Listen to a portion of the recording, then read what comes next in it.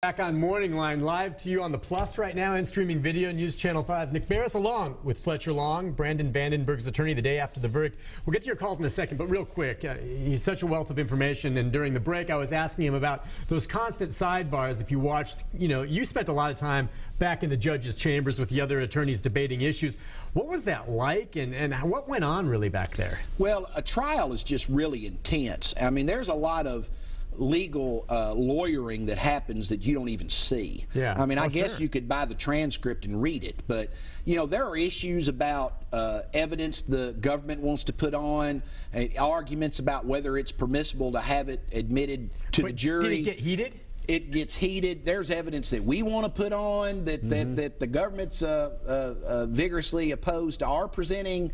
It gets heated back there. There were times where I thought that maybe that the West Side Story was going to break out back there. I mean, once a jet for life. I thought we were going to have a fight back there a couple times, but it's a bunch of advocates that believe in the cause of justice and believe in the adversarial system that we go at each other pretty hard back there. You would think that we all hate each other, and that is not the case. That's part of our jobs as advocates. But it got heated back there. Oh yeah.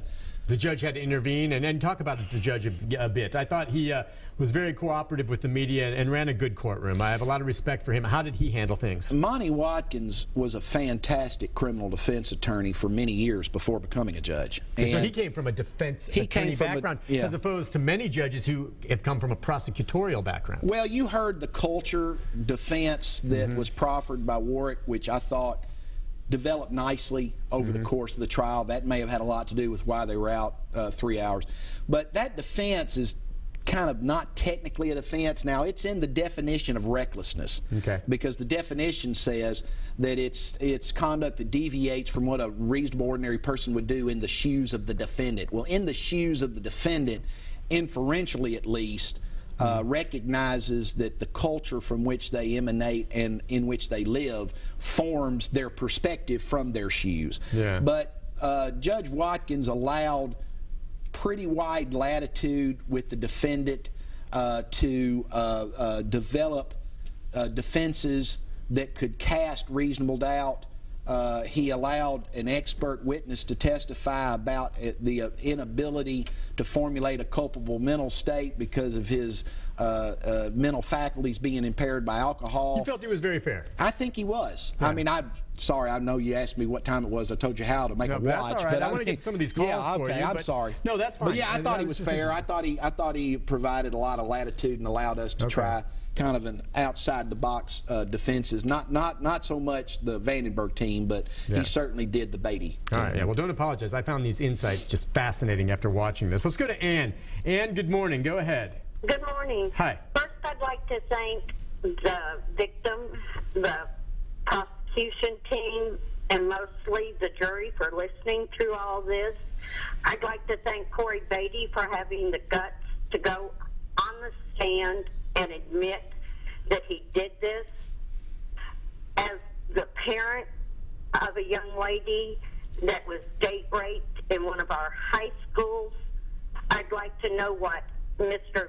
Vandenberg's mother had to say when she saw the video for the first time. Fair enough. And if we can, this is unlike yesterday when we were wrapping things up and a lot of you had comments. What I'm looking for here are questions. And this is your chance to ask questions about what went down, and she had one at the end there. So please, not so much a comment. We're interested in questions this morning for Fletcher Long because he's in a position to really shed some light on things. I'm just curious, though, your interaction with Vandenberg's family, to what degree? And I know he had family. We saw his father wailed out loud when the verdict came down in the courtroom. Can you comment on that? Well, I'm sure that it was a difficult pill to swallow. We all have hopes and expectations for our children. But do you think they knew everything that they ended up seeing in that courtroom based on this? That would cause for me to speculate about what they knew or didn't know. I don't know that I can. To sit there and see some of that video and hear that, had they been aware of that, or were some of those things new to them? You don't know. I just wasn't privileged to those communications. But I want to remind everybody that the Constitution entitles you to a vigorous defense. And a vigorous defense is not necessarily walking into court, throwing up your hands and surrendering. That is not what the Constitution contemplates. And I think Mr. Beatty taking the stand in light of the video evidence and admitting responsibility, but trying to explain to the jury some of the motivation. I mean, he wasn't really pleading guilty because he was still arguing that his mental faculties were impaired and prevented him from formulating a culpable mental state. But I think that was that's a very defendable strategy employed in that case in light of the evidence. And I think the evidence against Mr. Vandenberg was different, and that had the evidence against Mr. Vandenberg had been the same as against Mr. Beatty, notwithstanding the same result, I might have had a different strategy as far as allowing I didn't allow. I mean, it's Mr. Vandenberg's decision whether he wants to testify or not. But I think that I think it's a defensible strategy as to why Beatty testified. But again, everybody that gets mad that a defense was proffered, I'm sorry, that's our system, and you don't get to throw in the towel. You don't show up for trial and say, well, we give. You know, that's not how it works. If I'm a victim in a case and I know it's going to trial, I want the defendant to have the best legal defense possible. So when and if a verdict comes down, there's no question about, oh, they didn't get good legal defense. So there's questions about the guilt or innocence along these lines. I don't think there's any argument the defendants here had good lawyers on their behalf. Can I say this? Yes. You have no idea how many convictions in the history of this state have been overturned, vacated, and retried because the court found that the defense attorney may have mailed it in, may have been ineffective and didn't provide him a Sixth Amendment defense that the Constitution entitles you to have. So, I mean, you don't want that.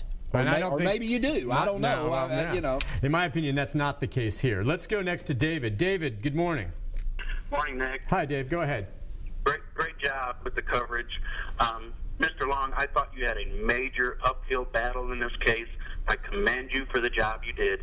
My question is, a couple of them. How close were you to calling your client up on the stand? And two, could you have called Mr. Beatty up there to the stand and questioned him?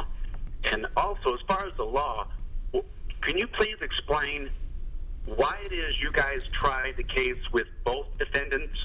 And could you have just tried the case yourself and took your chances with just your client? Thank you. Thank you for your call. If you would, bypass, because we kind of answered about calling Vandenberg. So let's move on to the next questions on those. First of all, could you have called Beatty? And for that matter, could you have called Banks? Well, Banks we couldn't call because he could assert a Fifth Amendment privilege. That's what I thought. The case law is pretty clear that defense counsel should not call a defendant in an indictment that they anticipate taking the Fifth because it's inviting the jury to draw an adverse inference from that, which is impermissible under the Fifth Amendment. We can't call Beatty either. Beatty has to agree to testify.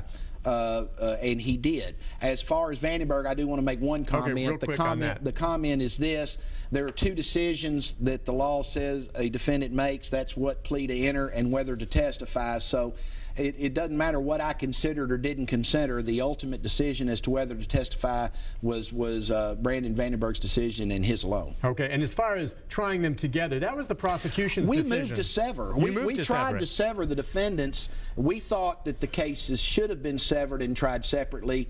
The government opposed that. And so the judge ruled for the government in this case, and so we went to trial together begrudgingly. Do you believe there's a chance that Tip McKenzie and Brandon Banks will go to trial, or is this going to be resolved? What's going to happen with them? No chance. No chance. That's what I've said. They will not be tried. They cut deals, and any representation that they're going to be tried, I feel is disingenuous. I mean, if they are, I'm going, but I think they should be. What do you think will happen with them? I think that they'll be they'll enter pleas. I think they're going to be set all on the docket, and they will enter pleas. Significantly less time. I do. So we'll see. But I mean, you know, I know it was argued to the jury yesterday that, you know, Banks hadn't escaped judgment, and, you know, he's severed out for legal reasons and was the charge, but he has. Based on the evidence I heard, they're not going to try him. Yeah, but if they do, I'm going. Yeah, he didn't testify, and based on the evidence I heard that was presented, it appeared to me that Banks was every bit as involved as at least Corey Beatty was, as far as the video was and all of that. And that was one of our lines of defense. And he never testified either, but that's the way it's played out. We'll see. We'll follow how that goes, but I think you probably ought to be stunned if there's another trial on this. I'm going if there is. Okay, I'll go with you. Let's go to Mike. Hi, Mike. Yes, good morning, Nick. Good morning. And Mr. Long. I have a comment and a question. Okay, quick on the comment. Go ahead. Well, I think this is simply a tragedy on all parties involved, and I didn't agree with the verdict, but it's been done. My question that I have, and since it was testimony that all these parties involved were under the age of 21, and I was hoping that prosecution would be there, is anyone going after the tin roof that supplied alcohol to these under 21 participants? And before the incident happened, even when they're all just basically out drinking, having a good time. Good point. A lot of people have made it that, hey, alcohol played a huge role in what happened that night from all different aspects. Any thoughts on that? I mean, where's some culpability there, how this played out? Supposedly this woman that was there buying drinks for people, things like that. The mysterious Angie, was that her name? Angie at the tin. I think the tin roof, I mean, you know, we've got these minors, the under 21-year-old football players at Vanderbilt going to bars and being plied with alcohol by adults who are allowing them to drink to excess. I mean, you know, I don't know what to say about that. I think that is deplorable. I think that they should face repercussions for this. I think it's despicable, and it played a role in this event, and they should not escape the justice that is due the victim in this case. Got to take a break on that note. Lots more phone calls. We'll get as many to you as we can between now and the 9 o'clock hour with attorney Fletcher Long. Stay with us.